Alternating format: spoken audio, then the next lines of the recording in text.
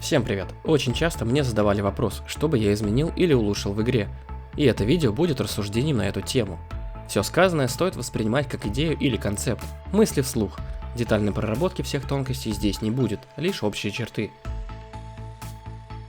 В последние годы в игру в основном добавляется новый контент, новое оружие, новая бронетехника, самолеты, новые камуфляжные расцветки, новые карты. Ладно, согласен, последнее было слишком жестокой шуткой. И большая часть всего этого пылится на складах и крайне редко встречается в бою. Такое развитие игры по большей части количественное, но не качественное.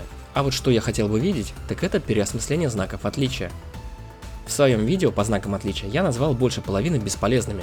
А все потому, что часть из них полностью бесполезны, такие как мусорщик, когда ящики с патронами на каждой точке, первая кровь, которую теперь дублирует бронзового марафонца, водитель, танкист и ко взлету готов, а также угонщик машин, танков и самолетов. Другая часть знаков отличия слишком ситуативные, такие как лавкач, когда звуки шагов в игре и так практически отсутствуют, а слышны более-менее только при передвижении по деревянным перекрытиям. Гренадер, учитывая, что он применим только против пехоты. Все знаки для медика, учитывая неудобство лечения других игроков в игре. И многие другие, которые становятся условно бесполезными из-за следующей категории. А именно мета-знаков, must-have, без которого играть станет некомфортно. Почти всегда для штурмовой пехоты это толстокожий. Для десантника свободное падение, для пилота бомбы сброшены, для танкиста стрелок. Получается, что из двух знаков отличия один всегда из числа обязательных, а для игроков без ветеранки выбора и вовсе нет. Хотя для пилота и танкиста и второй тоже из числа обязательных, так как там выбора особо и нет. Выходит, что некоторые знаки отличия и вовсе можно сделать пассивными способностями класса, оставив один слот для знака отличия и при этом дав больше свободы выбора среди остальных знаков. Хотя в текущем виде оставшиеся знаки будут как раз из числа бесполезных, но их переработка – это уже отдельная тема.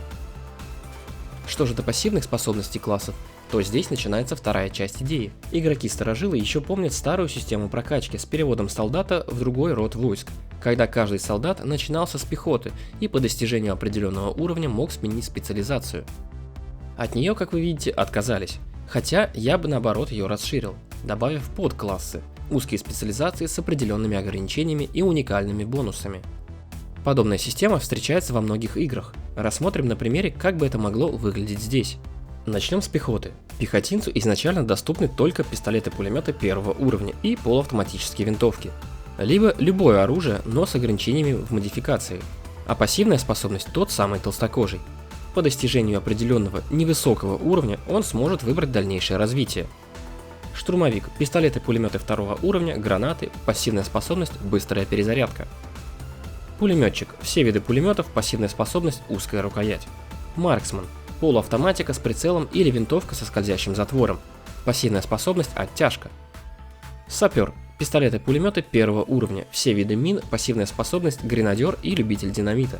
Противотанковая пехота, противотанковое оружие, гранатометы, способность сначала пехота и железный кулак. Медик, пистолеты-пулеметы и знаки отличия рука бога и первая помощь, как пассивная способность. Конечно, с текущей системой лечения играть им будет очень сложно. Огнеметчик, огнеметы само собой. Пассивка, условный комбинезон из шкуры с жопы дракона, сильно уменьшающий урон от огня по себе.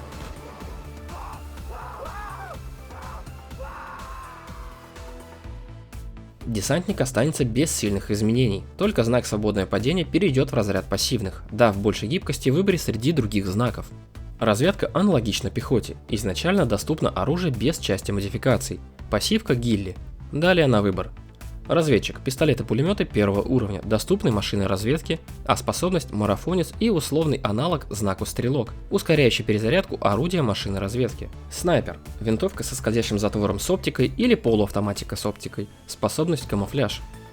Диверсант, пистолеты-пулеметы с глушителем, доступна взрывчатка. Из способностей лавкач, мусорщик и угонщик любой техники. Было бы логичным сделать возможность угона бронетехники особенностью определенного класса.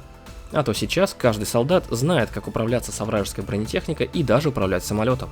Талант! Пилотов можно разделить на два подкласса по выполняемым ими задачам. Истребитель и бомбардировщик. Но с учетом увеличения урона по самолетам у первых и по наземным целям у вторых. Истребитель. Доступны самолеты разведки и средние самолеты.